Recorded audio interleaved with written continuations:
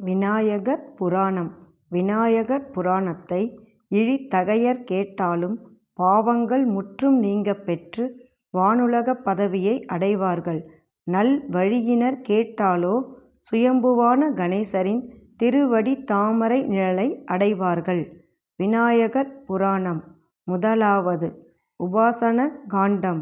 36. தேவர்களுக்கு அபயமும் விநாயகரின் உபாயமும். திரிபுரன் சகல உலகங்களிலும் தன் அரசாட்சியை செலுத்தி வரும்போது வேறெந்த வழியும் தோன்றாமல் இமயகிரியின் குகைகளில் ஒளிந்து மனம் வாடியிருக்கும் இந்திராதி தேவர்களிடத்தில் ஒரு நாள் நாரத முனிவர் சென்றார்.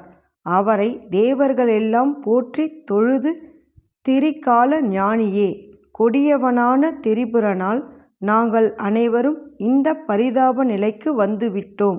அவனுக்கு யாரால் அழிவு ஏற்படும்?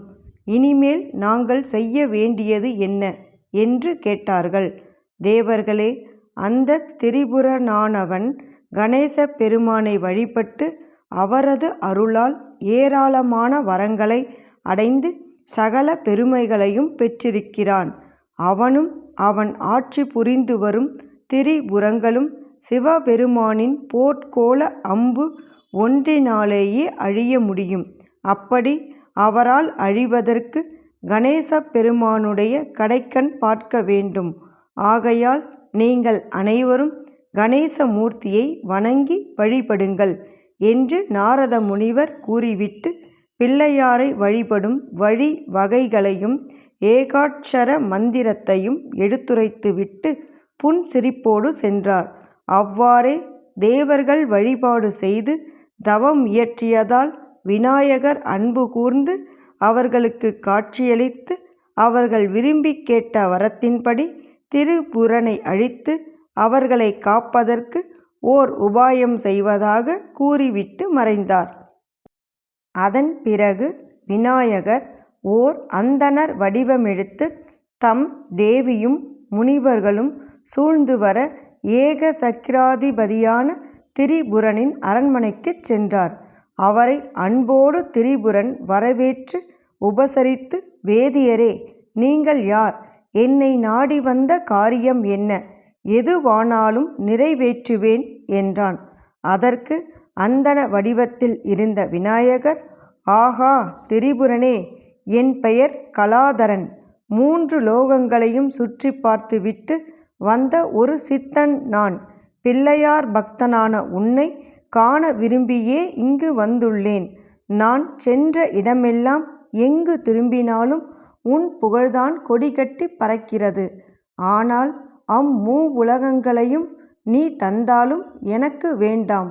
உன் அரசாட்சியும் அரச போகங்களையும் அள்ளி கொடுத்தாலும் எனக்கு வேண்டாம். ஆனால் ஒரே ஒரு விருப்பம். திருக்கையிலையில் சிந்தாமணி விநாயகர் என்று ஒரு விக்கிரகம் இருக்கிறது. அதை சிவபெருமானும் பார்வதி தேவியாரும் தினம் தவறாமல் ஆகம விதிப்படி வழிபட்டு வருகிறார்கள்.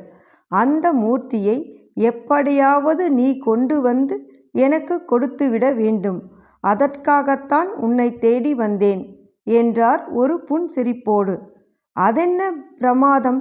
அந்த கைலாசபதியான சிவபெருமானே சகல தேவர்களும் புடைசூழ்ந்து வர அந்த விநாயக விக்கிரத்தை இங்கே கொண்டு வந்து தங்கள் முன்பு வைக்கும்படி செய்கிறேன். என்னுடைய பேராற்றலை நீயே நேரில் பார்க்கலாம். அதுவரை நீர் இந்நகரிலேயே இரும் என்று கேட்டுக்கொண்டான். அதன் பிறகு திரிபுரன் தன் படை வீரர்களில் சிலரை கூப்பிட்டு, நீங்கள் கைலாசத்திற்கு போய் சிவபெருமான் பூஜித்து வரும் சிந்தாமணி விநாயகரை வாங்கி வாருங்கள். அவர் அதை கொடுக்க மறுத்தால் நான் வந்து பலவந்தமாக பறித்து வருவேன் என்றும் அதனால் அவர் சங்கடப்பட நேரிடும் என்றும் சொல்லுங்கள் என்று ஏவி அனுப்பினான். விநாயகர் புராணத்தின் தொடர்ச்சியை தொடர்ந்து கேளுங்கள். இந்த மனித பிறவி அடைய வேண்டிய பயன்களை எல்லாம் ஒருங்கே அடைந்தோம். ஓம் ஸ்ரீ மகா கணபதியே நம.